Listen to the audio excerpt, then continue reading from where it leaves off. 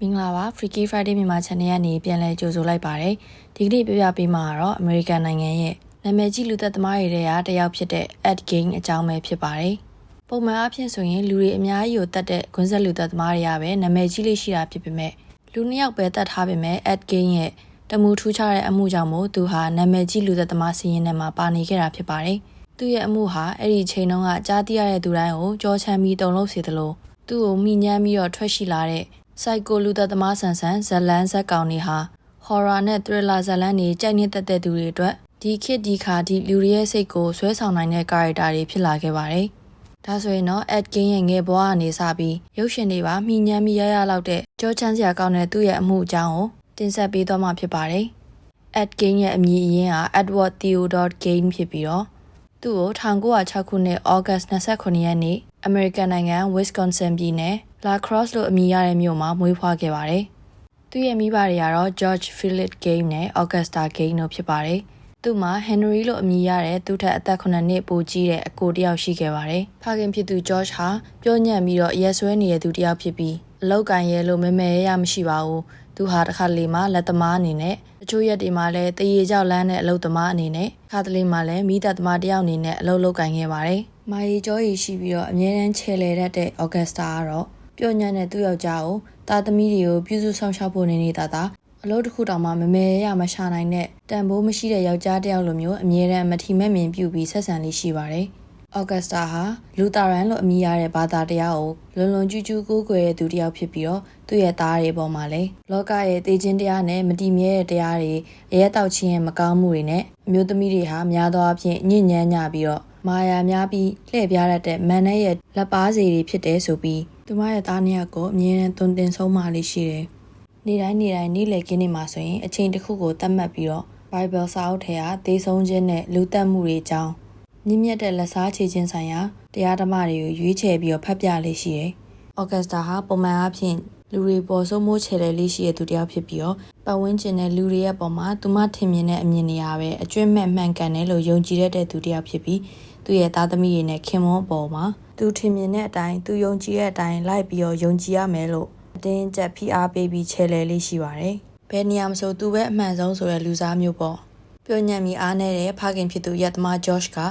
Augusta တယောက်သူ့ရဲ့သားနှစ်ယောက်ပေါ်မှာပြုစုပြောထောင်တဲ့ပုံစံတွေကိုဘာတစ်ခုမှဝင်ဆွတ်ဖက်ခွင့်မရှိခဲ့ပါဘူး။ငယ်စဉ်ကလေးကမိခင်ရဲ့စိုးမိုးမှုကိုခံခဲ့ရတဲ့ Ed Gein ကတော့သူ့အမေကိုနတ်သမီးတစ်ပါးလိုကိုကွယ်ပြီးတော့ဆွဲလန်းလာခဲ့ပါတယ်။ Augusta ကဘာသာရေးတွေမကဘဲနဲ့မိသားစုစားဝတ်နေရေးအတွက်လည်းသူမကိုယ်တိုင်ပဲဦးစီးဦးဆောင်လုပ်ခဲ့ပါတယ်။တားငယ် Ed Gein ကိုမွေးဖွားပြီးတဲ့နောက်မှာ La Crosse မြို့မှာကုံစုံဆိုင်လုပ်ငန်းကိုစတင်ခဲ့ပြီးတော့မိသားစုစားဝတ်နေရေးချောင်လည်အောင်လှုပ်ဆောင်ခဲ့ပါတယ်။သူမရဲ့အိမ်မက်ကတော့သားတွေကိုအပြစ်တွေများတဲ့လူပတ်ဝန်းကျင်နဲ့ဝေးကွာနေထိုင်စေဖို့ပဲဖြစ်ပါတယ်။ဒါကြောင့်သူမဟာအလုပ်တွေစ조사ပြီးငွေတွေစုပြီးတော့တိတ်မကြခင်မှာပဲသူမရဲ့လုပ်ငန်းကိုရောင်းချပြီးလူသူရောက်ပေါက်နေတဲ့ကျေးလက်ဒေသကိုပြောင်းရွှေ့နေထိုင်ဖို့စ조사ခဲ့ပါတယ်။တိတ်မကြခင်မှာပဲ Wisconsin ပြည်နယ် Plainfield လို့အမည်ရတဲ့မြို့က155ဧကကျယ်ဝန်းတဲ့ခြံကြီးကိုဝယ်ယူပြီးတော့အဲ့ဒီနေရာဟာသူမတို့အမြဲတမ်းနေထိုင်တဲ့နေရာဖြစ်လာခဲ့ပါတယ်။သူတို့ရဲ့အိမ်နဲ့ခြံဟာဘလောက်တောင်ကျယ်တယ်လဲဆိုရင်အနီးဆုံးအနီးနားချင်းဆိုတာတမန်ရဲ့၄ပုံတပုံအကွာအဝေးမှာရှိနေခဲ့တယ်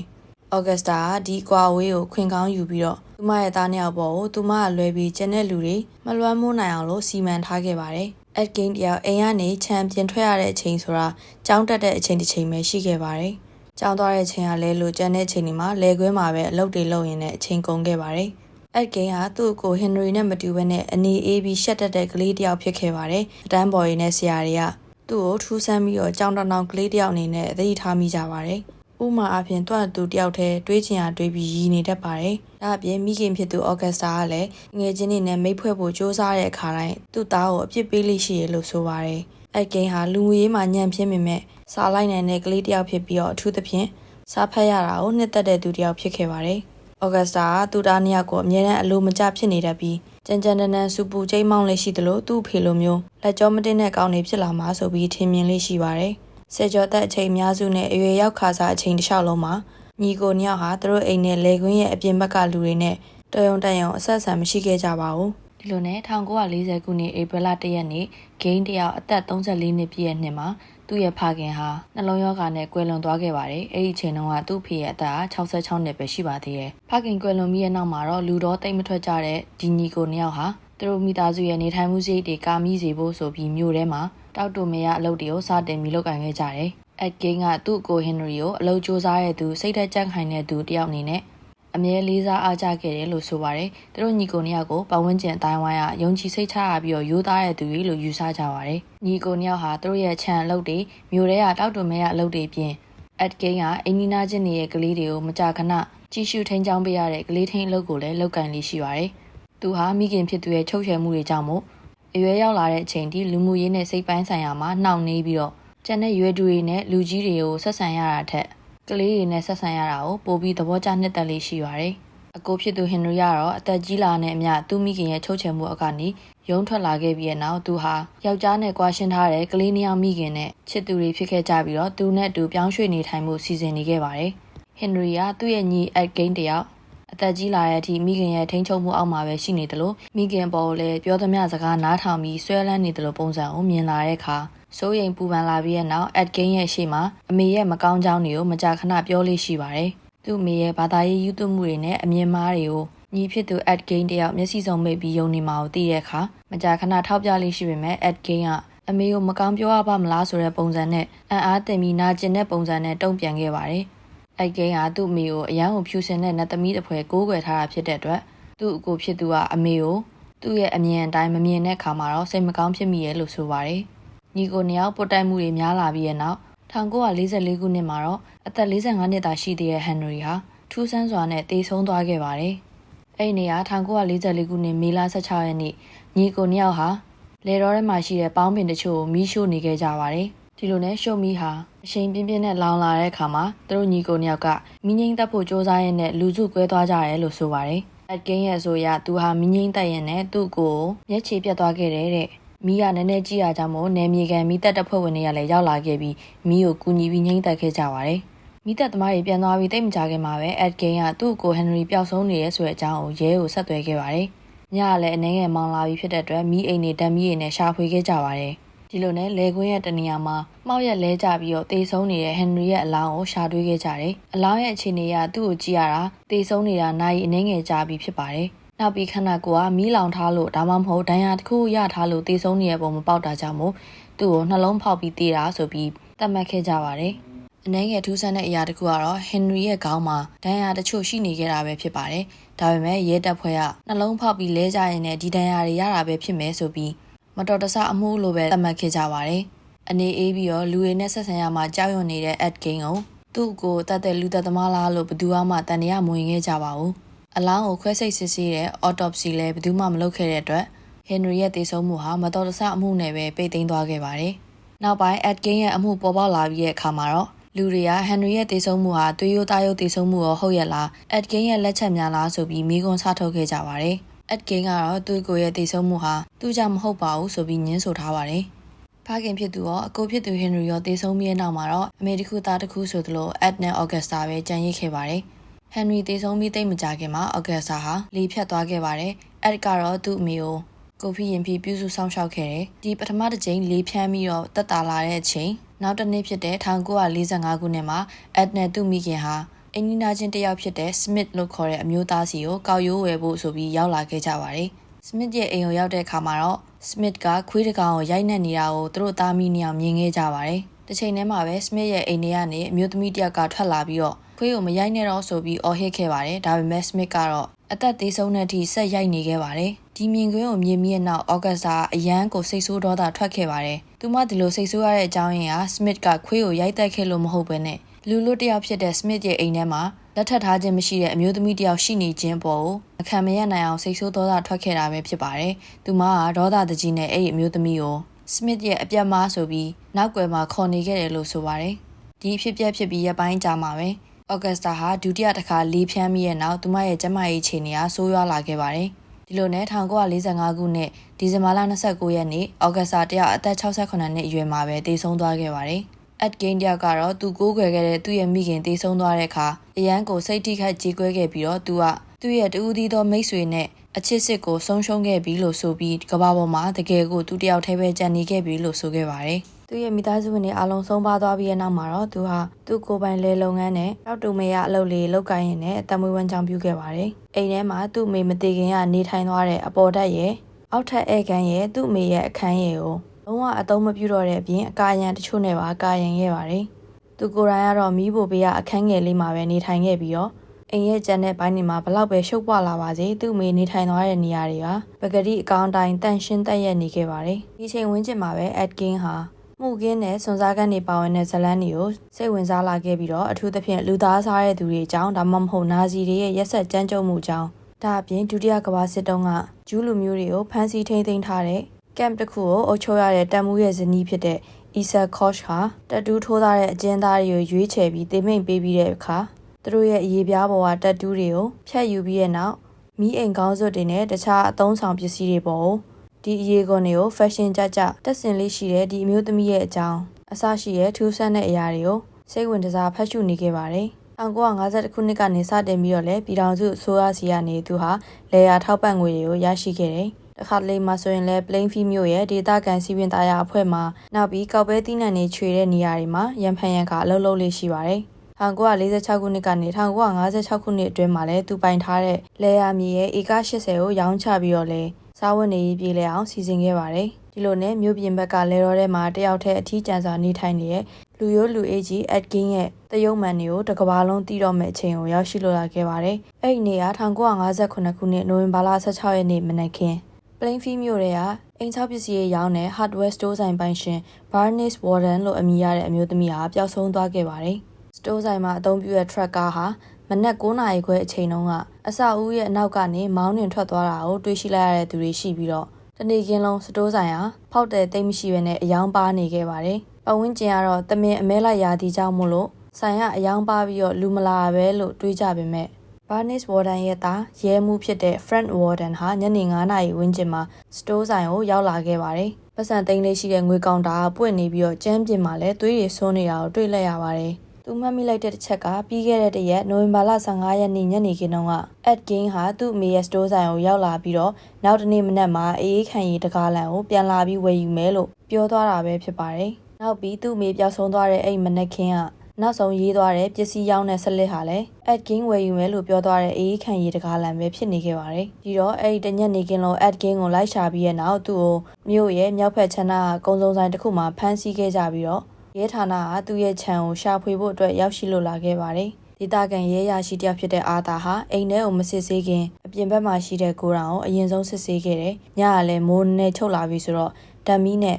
ကိုရောင်ထဲကိုဟိုထိုးဒီထိုးနဲ့ရှာဖွေခဲ့ပါတယ်။ဒီလိုနဲ့သူ့ရဲ့အင်ကြီးကိုတစုံတစ်ခုကပုတ်တိုက်သွားတယ်လို့ခန်းစားရပြီးရဲ့နောက်ဘာများလဲဆိုပြီးထုတ်တန်းပေါ်မော့ကြည့်လိုက်တဲ့အခါမှာတော့ဇောက်ထိုးကြီးတွဲလောင်းကျနေတဲ့အကောင်တစ်ကောင်ကိုတွေ့လိုက်ရတယ်။ဒီနဲ့တေချာထိုးကြည့်တဲ့အခါမှာအဲ့ဒီအသေးကောင်ဟာခေါင်းမရှိတော့ဘဲနဲ့ခန္ဓာကိုယ်တစ်ခုလုံးကဟောင်းလောင်းပွင့်နေခဲ့ပါတယ်။သူတို့နဲ့တဝိုက်ကတမင်အမဲလိုက်တာတွေခစ်စားတာကြောင့်မို့ဒီလိုပုံစံမျိုးသတ္တဝါတွေရဲ့အလောင်းတွေကိုမြင်ဘူးနေကြဖြစ်တဲ့အတွက်အရင်ကြီးလက်မသွားပေမဲ့စက္ကန့်အနည်းငယ်ကြာတေချာကြည့်လိုက်တဲ့အခါမှာအဲ့ဒီအရာဟာတမင်မဟုတ်နေခဲ့ပါဘူး။ဒီရုပ်ဆိုးကြီးတန်တဲ့မြင်ကွင်းဟာခေါင်းမပါတဲ့အမျိုးသမီးတစ်ယောက်ဖြစ်နေခဲ့ပါတယ်။သူဟာရဲမှု Frank Warden ရဲ့မိခင် Bernice Warden ပဲဖြစ်ပါတယ်။သူမရဲ့ခန္ဓာကိုယ်ဟာတိုင်တစ်ခုမှာခြေထောက်ကနေဇောက်ထိုးဆွဲချခံရတာဖြစ်ပြီးခြေထောက်တွေနဲ့လက်တွေဟာကျိုးတွေနဲ့ချီခံထားခဲ့ရပါတယ်။သူမဟာ .22 rifle သေနတ်နဲ့ပစ်သက်ခံရပြီးတဲ့နောက်ခန္ဓာကိုယ်စိတ်ပိုင်းတွေဖျက်တောက်ခံရတာပဲဖြစ်ပါတယ်။ခြောက်ခြားစရာကောင်းတဲ့ဒီမြင်ကွင်းကိုရဲတွေမြင်ပြီးတဲ့နောက်မှာသူ့ရဲ့အိမ်ထဲကိုပါစစ်ဆေးဖို့အတွက်ရောက်လာခဲ့ကြပါတယ်။အက်ဒ်ကင်းရဲ့တိတ်ဆိတ်ငြိမ်သက်နေတဲ့လေယာအိမ်ဟာဗယံပရာဖြစ်နေပြီးတော့အတွင်းထဲမှာလည်းအမိုက်တွေနဲ့ပုတ်ပွားနေတဲ့အရာတွေဟာကျမ်းပြင်နဲ့ကောင်တာတွေကိုဖုံးလွှမ်းနေခဲ့ပါတယ်။အခန်းတွေကခြေချစရာနေရာဖျက်လျှောက်စရာနေရာကိုမရှိသလောက်ဖြစ်ပြီးတော့အညစ်အကြေးအနှံ့သက်တရားလည်းတအိမ်လုံးကိုလွှမ်းခြုံထားခဲ့ပါတယ်။ Bernice Warden ရဲ့အလောင်းကိုတွေ့ပြီးတော့တုံလုံးခြောက်ချနေတဲ့ရဲတွေဟာအက်ဒ်ကင်းရဲ့အိမ်ထဲကအပြက်စီးတွေကြားမှာရှာဖွေနေရင်းနဲ့သူတို့တသက်နဲ့တကူလုံးဝမကြားဘူးမမျှော်လင့်ထားဘူးတဲ့ဆိုးရွားလာတဲ့ရှာဖွေတွေ့ရှိမှုတွေကအခုမှစမှာဖြစ်တယ်ဆိုတာကိုသူတို့သိလိုက်ကြရပါတယ်။သူတို့မျက်လုံးနဲ့မြင်ရတဲ့အိမ်ထဲကအရာတွေဟာဒီအိမ်ကလူတယောက်နေတဲ့အိမ်မဟုတ်ဘဲနဲ့တေမင်းနေတဲ့အိမ်များလားလို့တွေးမိလောက်တဲ့အထိပဲဖြစ်ပါတယ်။အိမ်ထဲကိုရှာဖွေကြည့်လေလေပြို့တက်ပြီးအန်ဂျင်စရာကောင်းတဲ့အရာတွေကိုပိုတွေ့လေလေပဲဖြစ်ပါတယ်။အက်ဒ်ကင်းရဲ့အိမ်ထဲမှာတွေ့ရှိရတဲ့အရာတွေကတော့လူတစ်ကိုယ်လုံးကအယိုးတွေနဲ့အပိုင်းအစတွေလူအရေပြားနဲ့ပြုတ်လုထားတဲ့အမိုက်ပုံလူအရေပြားတွေနဲ့ဖုံးအုပ်ထားတဲ့ထိုင်ကုန်သူ့ရဲ့ဂရင်ကောင်းရတိုင်ပေါ်မှာပြသထားတဲ့ဥကောင်းကုန်တွေအမျိုးသမီးဥကောင်းကုန်အဖျားတွေကျိုးပဲ့နေတဲ့ဥကောင်းကုန်တွေလူဥကောင်းကုန်နဲ့ပြုတ်လုထားတဲ့ပကံကွက်တွေအမျိုးသမီးခန္ဓာကိုယ်အရေပြားနဲ့ပြုတ်လုထားတဲ့စွတ်ကျဲလိုအင်ကြီးတစ်ခု အဲ့ဒီအင်ကြီးဟာပခုံးကနေခါးအထိရှည်လျားပြီးတော့နောက်ကျောမှာလည်းဂျိတ်တွေပါတဲ့အတွက်အင်ကြီးတစ်ဖွဲဝတ်ဆင်လို့ရနေခဲ့ပါတယ်။ဒါအပြင်လူချောက်ရေပြားနဲ့ပြုလုပ်ထားတဲ့ leggings တွေအမျိုးသမီး9ဦးရဲ့ဥရေပြားနဲ့ပြုလုပ်ထားတဲ့မျက်နှာဖုံးတွေလွန်ခဲ့တဲ့3နှစ်ကမြို့ထဲကနေပျောက်ဆုံးသွားတဲ့ Mary Hogan လို့အမည်ရတဲ့အမျိုးသမီးရဲ့မျက်နှာအရေပြားဟာစက်ကူအိတ်တစ်ခုထဲမှာရှိနေခဲ့ပါတယ်။နောက်ပြီးတစ်သားတစ်ခုထဲမှာတော့ Mary Hogan ရဲ့ဥကောင်းကွန်ဟာရှိနေခဲ့တယ်။လောလောလတ်လတ်တက်ခံထားရတဲ့ Bernice Borden ရဲ့ဥကောင်းကတော့ကြောပုတ်အိတ်တစ်ခုထဲမှာရှိနေခဲ့တယ်။နောက်ပြီးသူမရဲ့နှလုံးဟာAtkinရဲ့မီးဖိုပေါ်ကအိုးတစ်ခုရဲ့ရှေ့မှာပလတ်စတစ်အိတ်နဲ့ဆွတ်ထားတာကိုတွေ့ခဲ့ကြတယ်။ဖနက်ပုံးတစ်ခုထဲမှာလည်းအမျိုးသမီးအင်္ကာ9ခုကိုတွေ့ခဲ့ပြီးတော့အမျိုးသမီးငယ်တစ်ယောက်ရဲ့အင်ကြီးရဲ့နောက်ထပ်အမျိုးသမီးအင်္ကာ2ခုကိုပါထပ်ပြီးတွေ့ရှိခဲ့ကြတယ်။ဒါအပြင်အမျိုးသမီးတွေရဲ့နှုတ်သီးကောင်းနဲ့ပြုလုပ်ထားတဲ့ခပတ်တစ်ခုနှာခေါင်း4ခုနဲ့ပရင်းပေါက်လိုက်ကပိတ်တဲ့ကြိုးပေါ်မှာလည်းနှာခမ်းတစ်စုံရှိနေခဲ့တယ်။ဒါအပြင်လူမျက်နှာအရေပြားနဲ့ဖုံးအုပ်ထားတဲ့မီးအိမ်တစ်ခုရဲ့အမျိုးသမီးလက်ချောင်းကလက်သေးခွန်တွေရဲ့တွေ့ရှိခဲ့ကြပါတယ်။ Atkin ရဲ့အိမ်ကိုရှာဖွေခဲ့ကြတဲ့ရဲအရာရှိတွေကသူတို့မျက်စိရှိမှတွေ့နေရတဲ့အရာတွေဟာအစ်စ်အမှန်ရောဟုတ်ရဲ့လားဆိုပြီးမေးခွန်းထွားလောက်တဲ့အထိဖြစ်ခဲ့ပါတယ်။ရှာဖွေတွေ့ရှိတဲ့အရာတွေအားလုံးကိုပြည်내ရဲဌာနရဲ့မှုခင်းတက်ခွဲခန်းထဲကိုတည်ဆောင်သွားပြီးတဲ့နောက်ဓာတ်ပုံတွေရိုက်ခဲ့ကြပါတယ်။အဲဒီနောက်ရဲတွေဟာတင့်တော်တဲ့ပုံစံနဲ့ဆွန့်ပစ်ခဲ့ကြပါတယ်။ဒီခန္ဓာကိုယ်အစိတ်ပိုင်းတွေကိုဘယ်ရရလဲလို့မေးခွန်းထုတ်တဲ့အခါမှာ Atkin က1948ခုနှစ်ကနေ1952ခုနှစ်ကြားလောလောလတ်လတ်တကြိုထားတဲ့အလောင်းတွေကိုတူးဖော်ပြီးတော့ခန္ဓာကိုယ်အစိတ်ပိုင်းတွေကိုရယူခဲ့တာပဲဖြစ်တယ်လို့သူကဝန်ခံခဲ့ပါတယ်။သူနေတဲ့မြို့ရဲ့အနီးတစ်ဝိုက်မှာရှိတဲ့တင်းချိုင်း3ခုကိုအကြိမ်40ထက်မနည်းဒီလိုတွားရောက်ပြီးအလောင်းတွေတူးဖော်ခဲ့တာပဲဖြစ်တယ်။သူရဲ့ပြောဆိုချက်အရကတော့ဒီလိုအလောင်းတွေတူးဖော်နေတဲ့အချိန်မှာသူဟာစိတ်ကပုံမှန်မဟုတ်ဘဲနဲ့အိမ်မက်လိုဘာလိုပုံစံမျိုးနဲ့ဒီအမှုတွေကိုကျူးလွန်နေခဲ့တာဖြစ်ပြီးတော့အကြိမ်40ထဲကအကြိမ်30မှာတော့တုတ်တန်မှာအုတ်ကူတူးနေရင်နဲ့အိမ်မက်ကလန့်နိုးလာသလိုမျိုးအသိစိတ်ပြန်ဝင်လာပြီးတဲ့နောက်အုတ်ကူကိုစနစ်တကျပြန်ဖို့ပေးခဲ့ပြီးတော့လက်ပလာနဲ့ပဲပြန်လာခဲ့တာဖြစ်တယ်လို့သူကဆိုပါတယ်။ကျန်တဲ့10ချိန်ကျော်မှာတော့သူဟ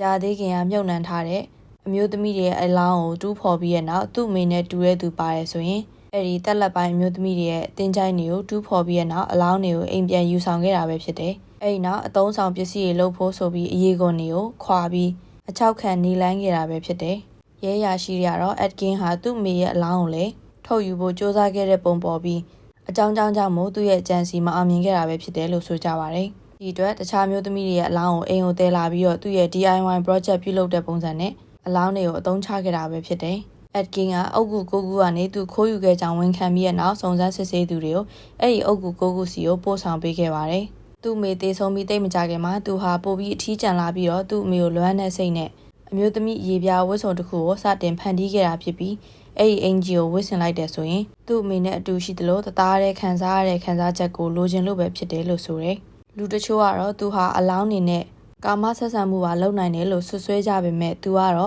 ့အဲ့အရာတွေကအနံ့အသက်ဆိုးတာကြောင့်မို့မလုပ်ပါဘူးဆိုပြီးညင်းဆိုခဲ့တယ်။ပြည်내တက်ခွဲကမ်းမှာသူ့ကိုစစ်ဆေးမင်းမြတ်တဲ့အခါမှာတော့သူ့ရဲ့ပထမဦးဆုံးလူသတ်မှုကို1954ခုနှစ်ဒီဇင်ဘာလ10ရက်နေ့မှာစားတောက်ဆိုင်ပိုင်ရှင်အသက်52နှစ်အရွယ် Mary Hogan လို့အမည်ရတဲ့အမျိုးသမီးကိုတပ်ချင်းနဲ့စတင်ခဲ့ပါတယ်။ Mary Hogan ရဲ့ဦးခေါင်းကွန်နဲ့အရေးပြားဟာသူ့ရဲ့အိမ်ထဲမှာတွေ့ရှိခဲ့တာဖြစ်ပြီးတော့ဒီအမျိုးသမီးကိုဘလို့တတ်လဲဆိုတဲ့အသေးစိတ်ချက်လက်တွေကိုသူလုံးဝမမှတ်မိဘူးလို့ဆိုပါတယ်။ Mary Hogan ဟာ Atkin ရဲ့အိမ်နဲ့6မိုင်အကွာမှာရှိတဲ့ Hogan လို့အမည်ရတဲ့စားတောက်ဆိုင်ကိုဖွင့်လှစ်ထားတဲ့တခုလက်တစ်ယောက်ပဲဖြစ်ပါတယ်။ Atkin တယောက်စားတောက်ဆိုင်ကိုဝင်သွားတဲ့အခါမှာသူမတယောက်တည်းရှိနေခဲ့ပြီးတဲ့နောက်သူက6လုံးပြူတနက်နဲ့ဦးခေါင်းကိုပြစ်တက်ပြီးတော့အလောင်းကိုသူ့ရဲ့ကားနောက်ခန်းမှာတင်ပြီးလေတော့အိမ်ထဲကိုပြန်လာခဲ့တာပဲဖြစ်တယ်။ဒုတိယအမှုကတော့လူအလုံးသိကြတဲ့စတိုးဆိုင်ပိုင်ရှင် Bernice Borden ကိုတပ်ဖြတ်ခဲ့တာပဲဖြစ်ပါတယ်။သူဟာအဲ့ဒီဆိုင်ထဲမှာရှိတဲ့ rifle တနက်နဲ့ပဲ Bernice Borden ကိုတပ်ပြီးရဲ့နောက်အေးအေးဆေးဆေးနဲ့ဆိုင်ဟိုပါတော့ခတ်ပြီးတော့ဆိုင်ပိုင်ရှင်ရဲ့ truck ကားကိုပါတုံးပြီးခဏကိုသူ့ရဲ့အိမ်ကိုတည်ဆောင်လာခဲ့တာဖြစ်တယ်။ Atkin ရဲ့ထူးခြားချက်ကတော့သူဟာကြံတဲ့နာမည်ကြီးကွင်းဆက်လူသက်သမားတွေလိုမျိုးရဲတွေမဖမ်းမိအောင်ညှဉ်းဆင်တာမျိုးမလုပ်ပဲနဲ့ငယ်စဉ်ကတည်းကလည်းညံရီညံသွေးနှိမ်ပြီးတော့သူတက်ခဲ့တဲ့လူရဲ့ကားကိုယူသွားရဲဆိုရင်ရဲတွေနားအောင်ခံလိုက်ရတာလွယ်ရဲဆိုတဲ့အချက်မျိုးကိုလုံးဝမစင်စားမိပဲနဲ့သူလိုချင်တာကိုပဲရအောင်ယူပြီးအိမ်ကိုပြန်သွားတဲ့ပုံစံမျိုးဖြစ်နေခဲ့ပါတယ်။သူ့ရဲ့စိတ်ထဲမှာသူ့မိနဲ့နီးစပ်ဖို့ရဲ့သူလုံနေတဲ့ဝတ်စုံပြီးအောင်ချုပ်တဲ့ပုံစံရဲ့ဒီဝတ်စုံအတွက်သူ့မိနဲ့တူရဲ့သူရှာတွေ့လို့ရှိရင်အိမ်ကိုတည်ပြီးတော့အရေးပြားယူရမယ်ဆိုတဲ့ဥတီချက်တစ်ခုပဲရှိတဲ့ပုံပေါ်ခဲ့ပါတယ်။လေးလာသူတချို့ကတော့ Atkin ဟာသူ့ရဲ့မိခင်ပေါ်ကိုမိခင်နဲ့သားအချစ်ဆိုတာထက်လိမ်မိုင်းဆိုင်ရာတိမ်ညွတ်မှုတစ်ခုရှိရလို့ဆိုပါတယ်။ လေကွင်းထဲမှာပဲလူသူမရှိပဲကြီးပြင်းခဲ့ရတဲ့အထီးကျန်မှုတွေဟာမိခင်ပေါ်ကိုမိခိုအားထားမှုတွေနဲ့ပေါင်းဆက်ပြီးတော့ပိုပြီးတိုးပွားလာခဲ့တာဖြစ်ပါတယ်။မိခင်တည်ဆုံသွားပြီးတဲ့နောက်ဒီလိုတန်းတားစိတ်တွေကပိုပြီးကြီးမားလာပြီးတဲ့နောက်အမျိုးသမီးတွေရဲ့အုပ်ကူတွေကိုတွားရောက်တူးဖော်ပြီးအမျိုးသမီးဝတ်စုံတစ်ခုချုပ်နိုင်ရေးဟာသူ့ရဲ့ဥတီချက်ဖြစ်လာခဲ့ပါတယ်။အလောင်းနေရနေရတဲ့ခန္ဓာကိုယ်စိတ်ပိုင်းတွေကမလုံလောက်တဲ့အတွက်ဝတ်စုံမြ мян ပြီးဖို့အရေးဒီအမျိုးသမီးနှစ်ယောက်ကိုတပ်ပစ်ခဲ့ရတာပဲဖြစ်ပါတယ်။ရဲရာရှိတွေကအက်ဂင်းကိုMary Hogan နဲ့ Bernice Warren အပြင် Wisconsin ပြည်နယ်မှာရှိတဲ့တခြားမဖြေရှင်းနိုင်တဲ့အမှုတွေအတွက်တရားခံများလားဆိုပြီးထည့်သွင်းစဉ်းစားခဲ့ပါသေးတယ်။အက်ဂင်းတယောက်ဆွဆွဲခံရတဲ့ပထမအမှုကတော့1948ခုနှစ်မေလ1ရက်နေ့ညနေ3နာရီခွဲခန့်မှာFort Atkinson မှာရှိတဲ့သူမရဲ့လေတော်အိမ်အနီးမှာပျောက်ဆုံးသွားတဲ့အသက်8နှစ်အရွယ် Georgia Jane Wagler ရဲ့ပျောက်ဆုံးမှုပဲဖြစ်ပါတယ်။သူမတက်ရောက်နေတဲ့ Jefferson ကျောင်းကအကြောင်းချိန်အပြီးမှာသူမရဲ့အိမ်နီးနားမှာနေတဲ့သူတယောက်ကကျောင်းကနေအိမ်ကိုကားကြုံလိုက်ပို့ခဲ့ပြီးတဲ့နောက်သူမနေထိုင်တဲ့အိမ်နားမှာချပေးသွားခဲ့ပါတယ်။ဒီကောင်မလေးကိုသူမရဲ့မိသားစုပိုင်စာရိုက်ပုံကစာဆောင်တချို့ကိုထုတ်ယူနေခဲ့ပြီးတော့အဲ့ဒီပုံရိပ်ဟာသူမကိုနောက်ဆုံးတွေ့မြင်ခဲ့ရတဲ့ပုံရိပ်ပဲဖြစ်ပါတယ်။အဲ့ဒီနောက်ကောင်မလေးဟာပျောက်ချင်းမလားပျောက်ဆုံးသွားခဲ့တာပဲဖြစ်တယ်။အဲ့ဒီနေမွန်းလွဲပိုင်းဟာအိမ်နီးနားချင်းတချို့ကသူမနေထိုင်တဲ့လေတော်အိမ်ရဲ့ highway လမ်းမအနီးမှာ1936ခုနှစ်ထုတ်အယောင်ခက်နက်နဲ့ Ford Sedan ကားတစ်စီးကိုမြင်တွေ့ခဲ့ကြတယ်လို့ဆိုပါတယ်။ဒီပျောက်ဆုံးမှုနဲ့ပတ်သက်ပြီး Atkin ကိုဘာကြောင့်ဆွဆွဲကြရလဲဆိုရင်သူဟာလေ1938ခုနှစ်ထုတ်အနက်ရောင် Ford ကားတစ်စီးကိုပိုင်ဆိုင်ခဲ့မှုတာကြောင့်ပဲဖြစ်ပါတယ်။1953ခုနှစ်အောက်တိုဘာလ24ရက်နေ့မှာလေ Evelyn Grace Hartley လို့အမည်ရတဲ့အသက်14နှစ်အရွယ်ကောင်မလေးဟာ La Crosse မြို့က Vigo လို့အမည်ရတဲ့ကောလိပ်ပေါမောက္ခတူရဲ့အိမ်မှာပေါမောက္ခရဲ့20လသားအရွယ်ကလေးငယ်လေးကိုကလေးထိန်းရင်းနဲ့ပျောက်ဆုံးသွားခဲ့ပါတယ်။အဲ့ဒီညနေခင်းပိုင်းမှာကောင်မလေးရဲ့ဖခင် Richard ဟာသူသမီးနဲ့သူ့ရဲ့ကြားအချင်းချက်ထားတဲ့အတိုင်းည8နာရီခွဲကျရင်ဖုန်းဆက်မယ်လို့သမီးဖြစ်သူကဂရီပေးထားပေမဲ့ည8နာရီခွဲကျော်တဲ့အထိဖုန်းဆက်မလာတဲ့အခါမှာသမီးဖြစ်သူကလေးထိန်းနေတဲ့အိမ်ကိုအချိန်ချင်းဖုန်းဆက်ခဲ့ပါတယ်။ဒါပေမဲ့သမီးဖြစ်သူကဖုန်းမကင်တဲ့အခါမှာတော့သူဟာစိုးရိမ်စိတ်နဲ့ကလေးထိန်းနေတဲ့အိမ်ကိုလိုက်သွားခဲ့ပါတယ်။အိမ်ကိုရောက်တဲ့အခါမှာအိမ်တကားတွေကတောက်ခတ်ထားပြီးတော့အိမ်ထဲကမီးတွေနဲ့ရေဒီယိုဟာလည်းပွင့်နေတယ်။အိမ်လုံးမှာရှိတဲ့ပစ္စည်းတွေကလည်းပြန့်ကျဲနေတာကိုတွေ့လိုက်ရပါတယ်။သမီးဖြစ်သူရဲ့ဖနက်2ရံကိုတော့1ရံကိုအပေါ်ထပ်မှာတွေ့ပြီးနောက်တရံကိုတော့အောက်ထပ်မှာတွေ့ခဲ့ကြပါတယ်။ Evelyn ရဲ့ပျောက်ဆုံးမှုနဲ့ပတ်သက်ပြီး Atkin ကိုစစ်ဆေးမေးမြန်းကြပေမဲ့လည်းသူကဒီပျောက်ဆုံးမှုနဲ့ပါဝင်ပတ်သက်ခြင်းမရှိဘူးဆိုပြီးညင်းဆိုခဲ့ပါတယ်။မူသားဖော်ထုတ်တဲ့ဆက်ကိုအသုံးပြုပြီးနှစ်ကြိမ်တိုင်စစ်ဆေးတဲ့အခါမှာလည်းသူဟာလိမ်လည်ခြင်းမရှိဘူးဆိုပြီးမူသားဖော်ဆက်ကပြသခဲ့ပါတယ်။ Atkin ရဲ့ပိုင်ဆိုင်မှုတွေကိုရှာဖွေကြတဲ့အခါမှာလည်း Evelyn ရဲ့ရုပ်ကြွင်းတွေကိုရဲတွေကမတွေ့ရှိခဲ့ကြပါဘူး။ဒါအပြင်1952ခုနှစ်နိုဝင်ဘာလ1ရက်နေ့မှာပျောက်ဆုံးသွားတဲ့အမျိုးသား2ယောက်ရဲ့1954ခုနှစ်မှာပျောက်ဆုံးသွားတဲ့သူ့ရဲ့အိမ်နီးနားချင်းအမျိုးသား1ယောက်1956ခုနှစ်မှာပျောက်ဆုံးသွားတဲ့အသက်30အရွယ် Irene လို့အမည်ရတဲ့အမျိုးသမီး1ယောက်အစရှိတဲ့အမှုတွေနဲ့ပတ်သက်ပြီး Atkin ကိုစစ်ဆေးခဲ့ကြပေမဲ့ Atkin ကိုယ်တိုင်ဟာဒီအမှုတွေနဲ့ပတ်သက်ပြီးညင်းဆိုထားသလိုမှုသားဖော်ဆက်မှာလည်းလိမ်လည်ခြင်းမရှိဘူးလို့ဖော်ပြနေတဲ့အတွက်လက်လျှော့လိုက်ကြရပါတယ်။သူ့ရဲ့ဆေးရောဂါကိုဆရာဝန်တွေကသူဟာသူ့ရဲ့မိခင်နဲ့ရုပ်ပိုင်းဆိုင်ရာတူညီတဲ့အမျိုးသမီးတွေကိုပဲဥတီပြီးအကြမ်းဖက်မှုတွေလှုံ့ဆော်ခဲ့တာလို့ကောက်ချက်ချခဲ့ကြပါတယ်။ Atkin ရဲ့အမှုနဲ့ပတ်သက်ပြီးစစ်ဆေးနေတဲ့ရဲရာရှိတွေကတယောက်ဖြစ်တဲ့ Art Sketchley ဟာအသက်43နှစ်ပဲရှိသေးပြီးတော့1968ခုနှစ်မှာနှလုံးရောဂါနဲ့သေဆုံးသွားခဲ့ပါတယ်။သူ့ကိုတည့်ရသူအများပြားကသူဟာAtkin ရဲ့အမှုစစ်ဆေးရာမှာပါဝင်ခဲ့ပြီးတော့အခင်းဖြစ်ပွားရာအိမ်ထဲကမသက်သီးစရာအရာတွေကိုမျက်မြင်တွေ့ရှိပြီးတဲ့နောက်ဒီအမှုနဲ့ပတ်သက်ပြီးဆက်လက်လုပ်ကိုင်နေရတဲ့အတွက်သူရွာလာတဲ့အရာတွေကိုမြင်ပြီး trauma တွေပါရပြီးတော့တိတ်မကြခင်မှာနှလုံးရောဂါနဲ့သေဆုံးသွားတာပဲဖြစ်တယ်ဆိုပြီးထင်မြင်ခဲ့ကြပါတယ်။1958ခုနှစ်နိုဝင်ဘာလ21ရက်နေ့မှာတော့တရားရုံးမှာ Atkin ကိုပထမအဆင့်လူသတ်မှုနဲ့ဆွဲချက်တင်ခံခဲ့ရပြီးတော့သူကတော့စိတ်ရောဂါကြောင့်မို့ယူသွတ်နေတဲ့အတွက်အပြစ်မရှိဘူးလို့အဆိုတင်သွင်းခဲ့ပါတယ်။တာဝန်နေစစ်ဆေးတဲ့အခါမှာလည်းသူဟာ schizophrenia လို့အမည်ရတဲ့စိတ်ရောဂါတစ်မျိုးကိုစစ်ဆေးတွေ့ရှိခဲ့ပြီးတဲ့နောက်တရားရုံးတင်စစ်ဆေးခံရဖို့စိတ်ပိုင်းဆိုင်ရာအရေးအချင်းမပြည့်မီဘူးလို့တွေ့ရှိရတာကြောင့်မို့ဒီနယ်မှာရှိတဲ့လုံခြုံရေးအမြင့်ဆုံးအဆောက်အဦတစ်ခုဖြစ်တဲ့ Central State ဆေးရုံမှာစိတ်ကျန်းမာရေးအတွက်ကုသဖို့အတွက်အယူထောင်ကိုပို့ခံခဲ့ရပါတယ်။နောက်ပိုင်းမှာတော့ Madison မြို့မှာရှိတဲ့ Mendota State ဆေးရုံကိုလွှဲပြောင်းပေးခဲ့ကြပါတယ်။1968ခုနှစ်မှာတော့ဆရာဝန်တွေက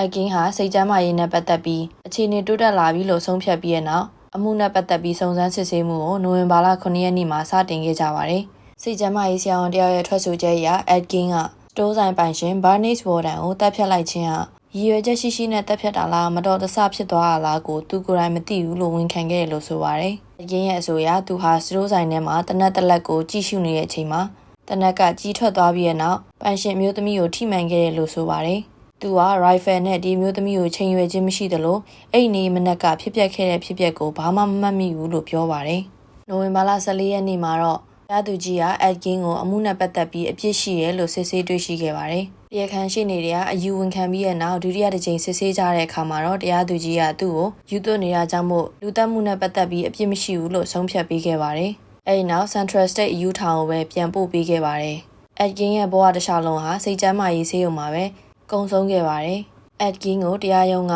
Bernice Warden ကိုတပ်ဖြတ်တဲ့အမှုတစ်ခုတည်းကိုပဲအစီရင်ခံခဲ့ပြီးတော့ Mary Hogan ကိုတပ်ဖြတ်တဲ့အမှုနဲ့ပတ်သက်ပြီးတရားရုံးတင်စစ်ဆေးတာမျိုးမပြုလုပ်ခဲ့ပါဘူး။ဒါပေမဲ့ Atkin ကတော့သူတိုက်ခဲ့တယ်ဆိုတဲ့အကြောင်းဝန်ခံခဲ့ပါတယ်။ Atkin ရဲ့အိမ်အပြင်ပအဆောက်အုံအနေနဲ့သူ့ရဲ့195ဧကသောလယ်ယာမြေတွေကိုအဲ့ဒီခေတ်ကတန်ကြေးဒေါ်လာ4,900နဲ့တန်ဖိုးဖြတ်ခဲ့ပါတယ်။2024ခုနှစ်မှာတော့ဒေါ်လာ9,100နဲ့ညီမျှပါတယ်။သူ့ရဲ့ပိုင်ဆိုင်မှုတွေကို1958ခုနှစ်မတ်လ30ရက်နေ့မှာလေလံတင်ရောင်းချဖို့အတွက်စီစဉ်ထားပြီးတော့အဲ့ဒီအိမ်နဲ့မြေကွက်တွေဟာကဘာလက်ခရီးသည်တွေအတွက်ဆွဲဆောင်မှုတစ်ခုဖြစ်လာနိုင်တယ်လို့ကောလာဟာလာတွေပြန့်နှံ့လာခဲ့ပါတယ်။သူ့ရဲ့လူသက်မှုနဲ့အိမ်ထဲမှာရှိတဲ့မသက်သီစရာကောင်းတဲ့လူသေးအလောင်းကအရေးပြားတွေနဲ့ပြုလုပ်ထားတဲ့အိမ်သုံးဆောင်ပစ္စည်းတွေကြောင့်မို့လူအများစုရဲ့အာရုံစိုက်မှုကိုခံနေရတဲ့အချိန်ပဲဖြစ်ပါတယ်။ဒါပေမဲ့မတ်လ20ရက်နေ့မနက်စောပိုင်းအချိန်မှာသူ့ရဲ့နေအိမ်ဟာမီးလောင်ပြီးပျက်စီးခဲ့ပါတယ်။သူ့ရဲ့လေတော်ထဲမှာအမိုက်ရှင်းဖို့အတွက်တာဝန်ပေးထားတဲ့တန်ရှင်းရေးဖွဲ့ဟာနေအိမ်ရဲ့23မီတာအကွာမှာအမိုက်တချို့မီးရှို့ရင်းကနေမီးကူးဆက်ပြီးလောင်ကျွမ်းသွားတာဖြစ်တယ်လို့အစီရင်ခံတင်ပြခဲ့ပါတယ်။ဒါပေမဲ့ရဲတွေစစ်ဆေးတဲ့အခါမှာအမိုက်တွေမီးရှို့တဲ့နေရာကနေအိမ်စီကိုမီးပြန့်နှံ့သွားတဲ့ထင်ရှားတဲ့အရာတွေကိုမတွေ့ခဲ့ကြပါဘူး။မကျေနပ်တဲ့လူတစ်ယောက်ကတမင်တကာ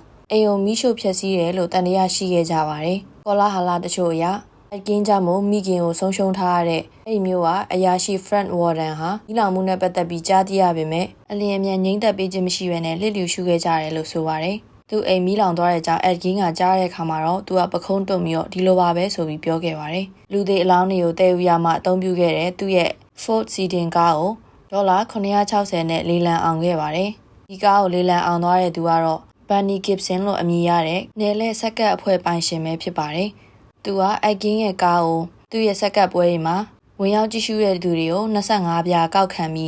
းပြသခဲ့ပါတယ်။ဒီလိုနဲ့ပဲAtkinဟာ1984ခုနှစ်ဇူလိုင်လ26ရက်နေ့သူအသက်89နှစ်အရွယ်မှာအသက်ရှူလမ်းကြောင်းဆိုင်ရာချိုးယွင်းချက်တစ်ခုကြောင့်မို့သူကျင်းကျနေတဲ့မန်ဒိုတာစိတ်ကျန်းမာရေးဆေးရုံမှာပဲတည်ဆုံသွားခဲ့ပါတယ်။သူ့ကိုတုတ်တန်မှာဂူသွင်းပြီးမြုပ်နှံခဲ့ပေမဲ့နှစ်ကာလကြာလာနဲ့အမျှအမတ်တရပစ္စည်းတွေရှာဖွေတဲ့သူတွေဟာသူ့ရဲ့အုပ်ကူကိုလာရောက်ကြည့်ရှုကြပြီးတဲ့နောက်အုပ်ကူကကြောက်ခဲအပိုင်းစားတွေကိုအမှတ်တရအနေနဲ့ဖဲ့ပြီးယူသွားကြပါတယ်။2000ခုနှစ်ရောက်တဲ့အခါမှာတော့သူ့နာမည်ရေးထားတဲ့အုပ်ကူကကြောက်ပြားကြီးတစ်ခုလုံးကိုပါခိုးယူသွားခဲ့ကြပါတယ်။2000ခုနှစ်ဇွန်လမှာတော့ဆီယက်တန်မြို့အနီးမှာပြန်လည်တွေ့ရှိခဲ့ပြီးတဲ့နောက်သူ့ရဲ့အုပ်ကူကြောက်ပြားကိုရဲဌာနမှာပဲသိမ်းဆည်းထားခဲ့ပါတယ်။ Atkin ဟာတခြားကွင်းဆက်လူသားသမားတွေလိုမျိုးလူပေါင်းများစွာကိုမတက်ဖြတ်ခဲ့ပေမဲ့သူ့ကိုဖမ်းဆီးပြီးတဲ့နောက်သူ့ရဲ့သတင်းတွေကိုတကဘာလုံးကသိကြတဲ့အခါမှာတော့တုန်လှုပ်ခဲ့ကြပါတယ်။စွပြုတ်ထဲတဲ့ခွက်တွေလောက်ခံရတဲ့လူအယိုးကောင်းတွေလူရေကောင်ကနေအဝတ်အစားတွေနဲ့ပရိဘောဂတွေပြုလုပ်တဲ့Atkinရဲ့လုပ်ရက်တွေအားလုံးဟာမီဒီယာ sensation တစ်ခုဖြစ်လာပြီးတော့အဲ့ဒီခေတ်ကမဂ္ဂဇင်းတွေရဲ့ရှေ့ဆုံးစာမျက်နှာမှာလအတန်ကြာတဲ့အထိလွှမ်းမိုးခဲ့ပါတယ်။သူ့ရဲ့ထူးဆန်းတဲ့လက်မှုပညာအားလုံးဟာAtkinကိုကြော်ကြားတဲ့သူတစ်ယောက်ဖြစ်လာစေခဲ့ပါတယ်။1989ခုနှစ်မှာAtkinရဲ့အကြောင်းကိုရေးသားတဲ့စာရေးဆရာဟာရိုးကAtkinနဲ့တူတဲ့သူဘယ်သူမှမရှိဘူးလို့ပြောပါတယ်။သူဟာအမေရိကန်ရဲ့ရာဇဝတ်မှုသမိုင်းမှာအရန်ကိုတမှုထူးခြားပြီးသူ့ရဲ့အမှုဟာလည်းအံ့ဩစရာအတိဖြစ်နေတယ်လို့ဆိုပါတယ်။အထင်ရှားဆုံးကတော့လူတွေနဲ့တိတ်အဆက်ဆံမရှိဘဲနဲ့တနည်းအားဖြင့်လူတွေနဲ့ဆက်ဆံရမှာတောင်ရှက်ရွံ့နေတဲ့ခက်အေးအေးလယ်သမားတစ်ယောက်ဟာလုံးဝကိုထင်မထားလောက်တဲ့မယုံနိုင်စရာလုပ်ရက်တွေကိုတိတ်တဆိတ်ကျူးလွန်နေတဲ့ရာဇဝတ်သားတစ်ယောက်ဖြစ်နေတယ်ဆိုတဲ့အချက်ပဲဖြစ်ပါတယ်။အမေရိကန်မှာကလေးတိုင်းနီးပါးညတိုင်းဆိုရင်နားထောင်လေးရှိတဲ့ Grimm ဆိုတဲ့ဒဏ္ဍာရီပုံမြင်တွေကြားဘူးမယ်ထင်ပါတယ်။ထိတ်လန့်ပွဲရကောင်းတဲ့ဒီဒဏ္ဍာရီပုံမြင်တွေအိမ်မက်ဆိုးကြီးတွေကိုပထမအဆုံးအသက်သွင်းမိတဲ့သူကAtkinဖြစ်နေတာပဲဖြစ်ပါတယ်။တောနက်ထဲမှာနေတဲ့စုံမစီကိုရောက်သွားတဲ့ Hanson နဲ့ Gretel ပုံပြင်လိုမျိုးပဲအနေရမရှိဘူးလို့ထင်ရတဲ့ရိုးရိုးအေးအေးလေသမားတစ်ယောက်ဟာအိမ်ထဲမှာတော့ဆက်ဆုပ်စရာကောင်းတဲ့အရာတွေကိုလုပ်နေရဲဆိုတဲ့အတွေးတစ်ခုနဲ့တင်Atkinဟာလူတိုင်းကိုကြက်သိမ်းထစေခဲ့ပါတယ်။ကလေးဘဝကနားဆင်ခဲ့ရတဲ့လူသားစားတွေနဲ့ဘလူးတွေကြောင်းပုံပြင်နေဟာလူတွေရဲ့စိတ်ကူးစိတ်တမ်းတွေထဲမှာပဲရှိနေခဲ့ပေမဲ့Atkinကတော့ဒီအရာတွေကိုအပြင်လောကမှာပါတကယ်ရှိတာပါလားဆိုတဲ့ခန်းစားချက်မျိုးကိုAtkinကရစေခဲ့တာပဲဖြစ်ပါတယ်။ရုပ်ရှင်ဇာတ်ကားတွေထဲမှာတော်တဲ့တနေရာကိုခရီးထွက်ရင်းနဲ့ မထင်မှတ်ထားပဲနဲ့တာမန်လူလို့ထင်ရတဲ့တောထဲကလူတစ်ယောက်ဟာလူတွေကိုရဲရဲဆက်ဆက်တပ်ဖြတ်တဲ့လူသက်သမားတစ်ယောက်ဖြစ်နေတယ်လို့မျိုးဒီလိုသရီလာဇလန်းဇက်ကွက်တွေဟာအက်ကင်းကနေစရဲလို့တောင်ဆိုရမှာဖြစ်ပါတယ်။အက်ကင်းဟာအမေရိကန်ရဲ့ရုပ်ရှင်ဂီတနဲ့စာပေတွေမှာအကျိုးသက်ရောက်မှုတွေအများကြီးရှိခဲ့ပါတယ်။1959ခုနှစ်မှာစိတ်ကူးရင်စာရေးဆရာ Robert Bloch ဟာအက်ကင်းကိုမိညမ်းပြီးတဲ့နောက်စိုက်ကိုလို့အမည်ရတဲ့သဲထိတ်ရင်ပိုဝတ္ထုတစ်ခု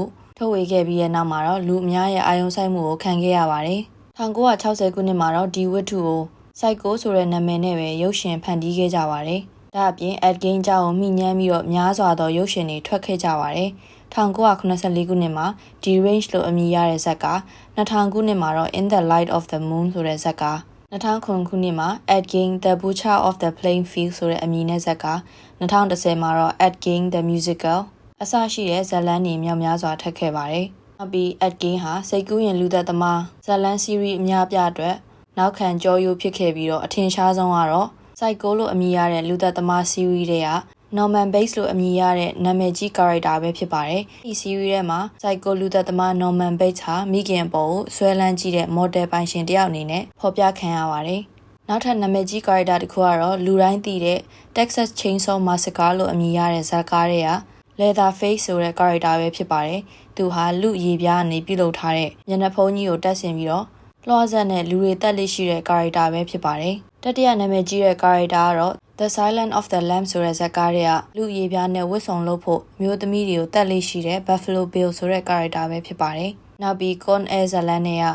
Garland Green ဆိုတဲ့ဇာတ်ကောင် American Horror Story Asylum နဲ့က Dr. Oliver Thressen ဆိုတဲ့ဇာတ်ကောင်တွေဟာ Ed Gein ကိုမိညမ်းထားတာပဲဖြစ်ပါတယ်။နောက်ပြီးတချင်းတွေအနေနဲ့ Nipple Belt, Death Game Marks, Nothing to Gain အစရှိတဲ့တချင်းတွေထွက်ခဲ့ပါတယ်။ပြီးခဲ့တဲ့2024ခုနှစ်မှာ Jeffrey Dahmer အကြောင်းရိုက်ကူးထားတဲ့ Monster Series ရဲ့အဆက်အနေနဲ့တတိယစီဇန် The Original Monster ကိုရိုက်ကူးမှဖြစ်ပြီးတော့အဲဒီဇာတ်လမ်းတွေဟာ Ed Gein ရဲ့အကြောင်းကိုတရုပ်ဖော်ပြီးရိုက်ကူးမှဖြစ်ပါတယ်။ Ed Gein ညမှာတရုပ်ဆောင်မဲ့မင်းသားကတော့ Charlie Hunnam ပဲဖြစ်ပါတယ်။ Ed Gein ရဲ့ဘဝဇာတ်ကြောင်နားထောင်မိတဲ့အခါမှာတော့လူတချို့ကသူ့ကိုမတတိစရာကောင်းတဲ့လူသက်သမားတစ်ယောက်အနေနဲ့မြင်ကြပေမဲ့လူတချို့ကကြတော့လေသူမိခင်ရဲ့လွဲမားတဲ့အုပ်ထိပ်မှုနဲ့ချုပ်ချယ်မှုတွေကြောင့်မို့ငယ်စဉ်ဘဝတွေကအထီးကျန်မှုတွေနဲ့ပဲရင်ရင်လေးယူသလိုဖြစ်သွားခဲ့တာဖြစ်တယ်လို့ထင်မြင်ချက်ပေးကြပါတယ်။အဆင်နေတဲ့ပရိသတ်ကြီးရော Ed Gein နဲ့ပတ်သက်ပြီးတော့ဘယ်လိုထင်မြင်ကြသလဲဆိုတာကို comment မှာပြောသားပေးပါအောင်နော်။လူတိုင်းမှာမတူညီတဲ့အမြင်တွေရှိတဲ့အတွက်တချို့နားဆင်သူတွေရဲ့မှတ်ချက်တွေကိုဖတ်ရတဲ့အခါမှာအရန်ကိုစိတ်ဝင်စားဖို့ကောင်းတာကြောင့်မို့အမြဲတမ်းတလေးတစားဖတ်တယ်ဆိုတာကိုအသိပေးချင်ပါတယ်။ Channel လေးကိုသဘောကျပြီးတော့ tips ပေးတဲ့သူတွေကိုလည်းကျေးဇူးထူးတင်ရှိပါတယ်။ See you next week ပါ။